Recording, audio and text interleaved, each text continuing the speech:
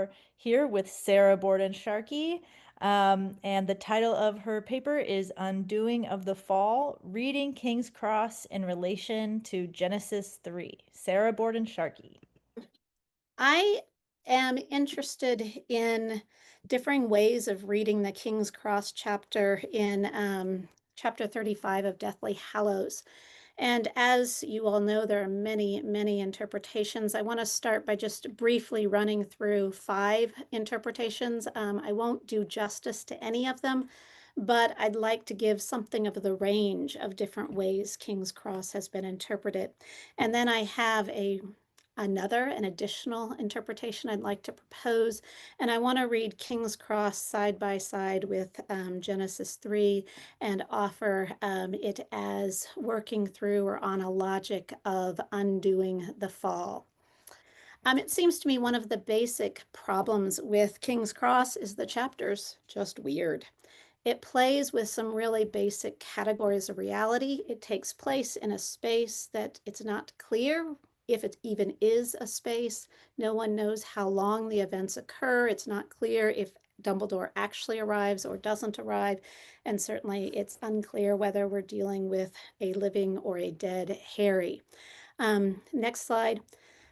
So the ways in which the chapter has been read, we certainly get visions like Travis Prinzie's that suggest it's a way of exploring imagination. And I think it does give some really powerful images of the creative world building power of our imagination.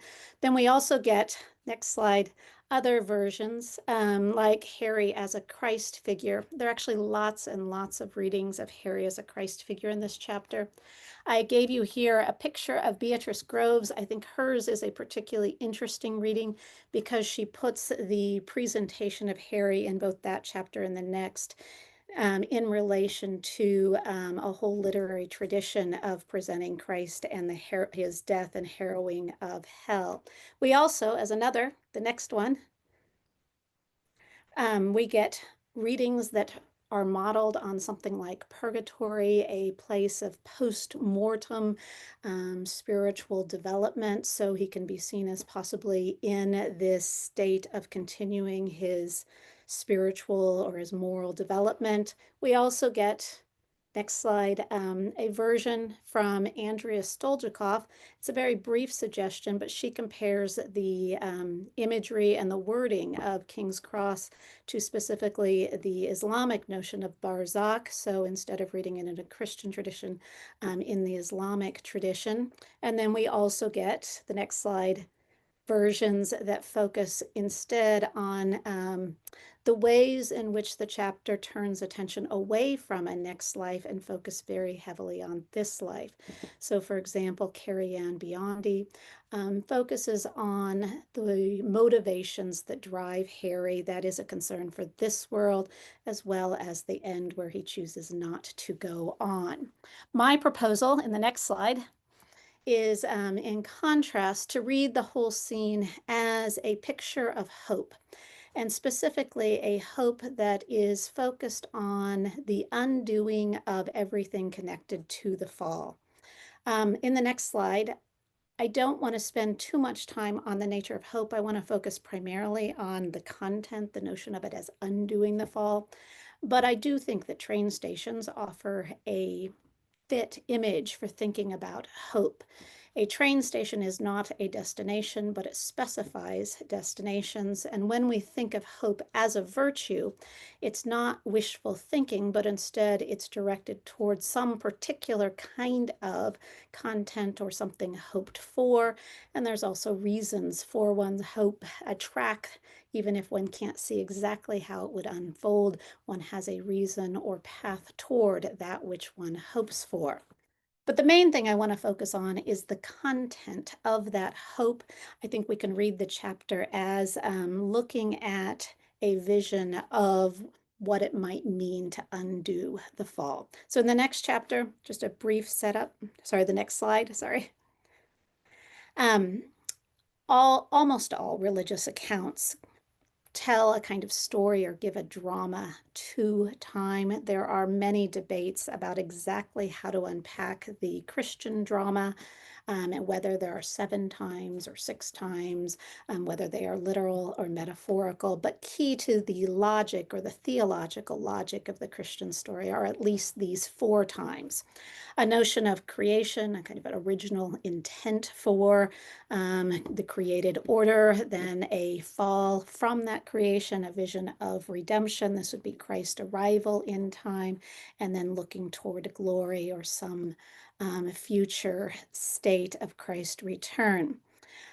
Irenaeus, the 2nd century saint and theologian, unpacks these, drawing from 1 Corinthians 15, but he unpacks these pretty explicitly as a recapitulation. So redemption and glory are a mirroring or recapitulation of the fall and creation. So the next slide, just a brief passage from Irenaeus. As he articulates it, Jesus has therefore, in his work of recapitulation, summed up all things, and therefore does the Lord profess himself to be the Son of Man, comprising in himself that original man out of whom the woman was fashioned, in order that, as our species went down to death through a vanquished man, we may ascend to life through a victorious one. In the next slide, we can see it. His vision here is this summing up of creation. He has this notion of mirroring, and the mirroring will both reflect the original state and the fall. It will reflect it, but then renew it. So you can see it in the language of the original Adam and Eve, and then a new Eve and new Adam, with each dimension of the new Eve and the new Adam mirroring the original, but then renewing it.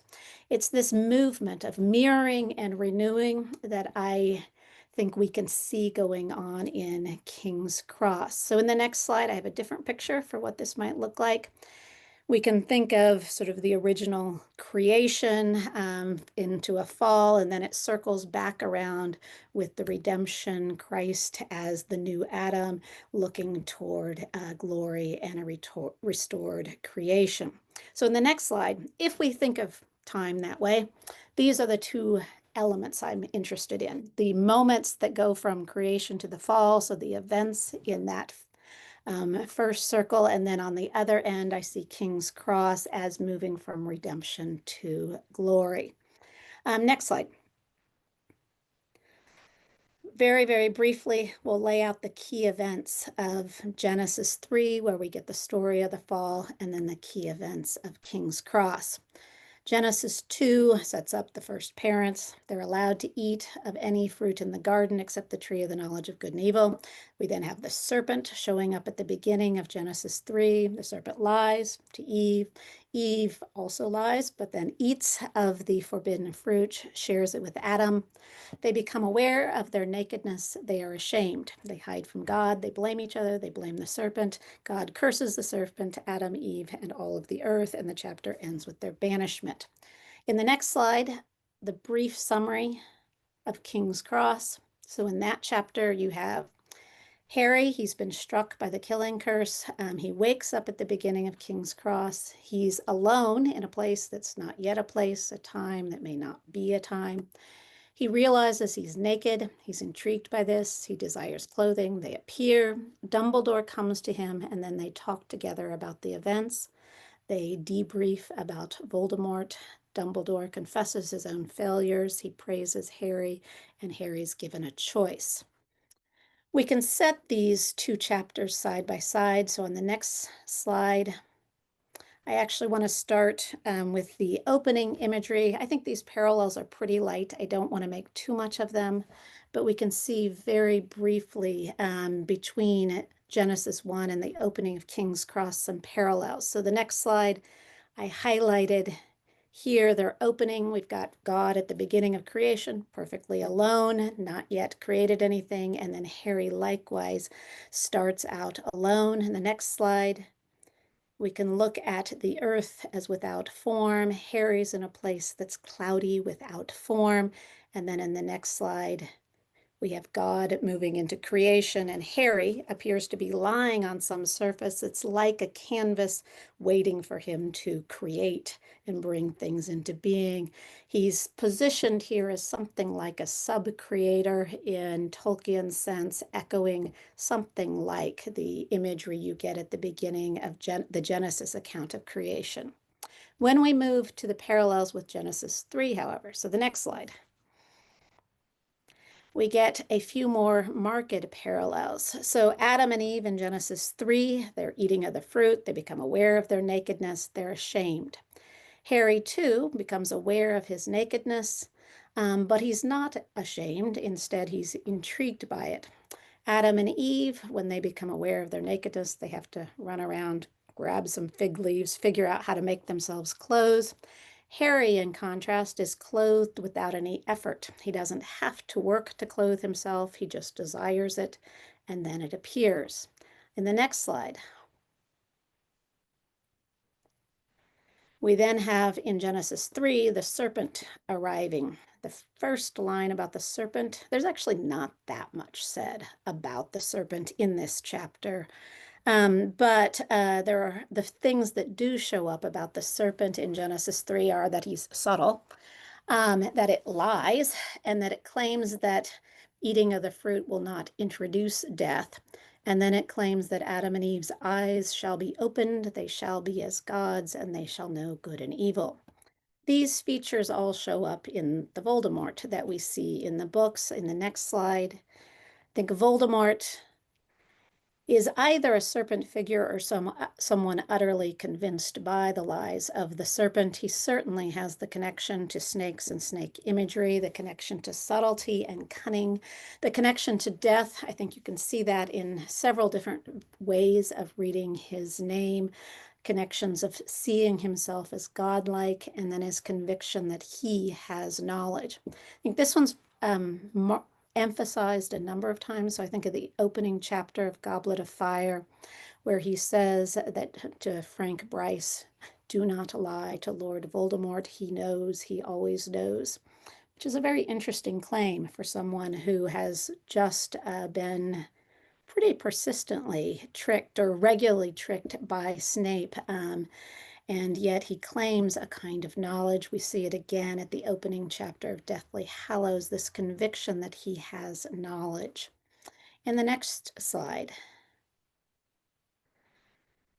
Dumbledore and Harry sit down to talk about the various lies that Voldemort has articulated, has exhibited. Among them, they focus in King's Cross on the claim that Voldemort doesn't have the kind of knowledge he thinks he has. They grant he knows many things, but about the most important things, he doesn't actually know what he thinks he knows. But secondly, the knowledge is portrayed pretty clearly as a moral concern, a knowledge of good and evil, you might say. Voldemort's knowledge, quote, remained woefully incomplete because Voldemort did not value house elves or children's tales. He took no trouble to comprehend. So knowledge here, at least in the denouement with Dumbledore in King's Cross, is very clearly focused on, emphasized as a moral issue and not simply a matter of information. In the next slide, we then move to the denouement with Dumbledore, where he shares his deepest shame, what he dreaded above all things. And Harry has the opportunity to know something that he did not know, and he chooses not to know. Quote, Harry did not ask whether Dumbledore had ever found out who struck Ariana dead. He did not want to know, and even less did he want Dumbledore to have to tell him. In the next slide, Harry then is refusing to eat of the tree in a way that Adam and Eve did not. He could have gained knowledge, and knowledge here of the moral quality of some act, and he refuses to know that. He chooses not to make a moral judgment about the precise act that Dumbledore is concerned about, and instead he uses his ignorance, his refusal to know it, as an opportunity to empathize and come into a better relationship with another person rather than standing in, you might say, a sort of divine judgment over Dumbledore. Next slide. We can then contrast what's going on as something like an innocence of the first person, of the first parents, versus a holiness in the presentation of Harry. The first parents didn't have moral knowledge in themselves. Presumably, the tree of the knowledge of good and evil suggests that the standards are outside of them, and the fact that they didn't know their own state, that they were naked until they ate of that and gained that knowledge. Harry, in contrast, has moral knowledge within himself. You have regular emphasis on how he already knows. He can answer his own questions. He is the source of that knowledge. So, unlike the first parents, Harry does not need to turn to an external tree to gain knowledge of either his own state or his environment. We can see this is not just innocence, but a kind of moral maturity. The next slide. And then we get in King's Cross, particularly the third one here, but we get the curses can be seen as undone. There are at least three basic curses in the Genesis chapter. There's a curse between the serpent and the humans. This it strikes me as a little bit more of a stretch, but we have to look to the final battle. And certainly the way in which Harry and Voldemort relate in the end is different than how they do earlier in the books. Harry wants to kill Voldemort. In the final battle, however, he does not. He does not want to curse Voldemort in any respect. He calls him instead to remorse and expels from him that which does not belong to him. So it's a different type of relationship between the serpent figure and Harry after the King's Cross chapter in contrast to before. The second curse, the pain of having children. This one is often interpreted as childbirth itself being painful. If we see the Potter series as recapitulating that, then we would interpret the curse more as the pain of fearing for one's children, that they will be harmed. And certainly in the final battle, you don't have any more children dying in the battle. They are now protected in a new kind of way. And then the final curse does appear in King's Cross. The ground, with the pain of working the earth, has been undone. That is, our desires are unthwarted. They're creative. We don't have to labor to do things. Harry can desire things, and the thorns, thistles, and briars hindering his desire are now eliminated, at least in King's Cross. The next one. So finally, we can see the ending of Genesis 3 here, where God drives Adam and Eve out of the garden. And the second paragraph, so he drove out the man, and he placed at the east of the Garden of Eden cherubims and a flaming sword, which turned every way to keep out the way to the tree of life. The next, in King's Cross, in contrast, instead of the image of a fiery sword, we have a softly falling snow. That is, Harry realizes that he is not barred, that he has a choice, he has options, and so now we have the openness to decide to go on or to return. Next slide. So it seems to me that this is or can be read as a classic recapitulation, both mirroring and renewing. Like the first parents, Harry is bodily unscathed. He doesn't have his original scar in the chapter. He no longer needs his glasses. His desires and communion with his environment are unthwarted, as the first parents were presumably in the Garden of Eden. However, unlike the first parents, Harry is not just innocent, but morally mature. He's aware of good and evil, but he desires what's good. He has knowledge within himself instead of simply from an external source.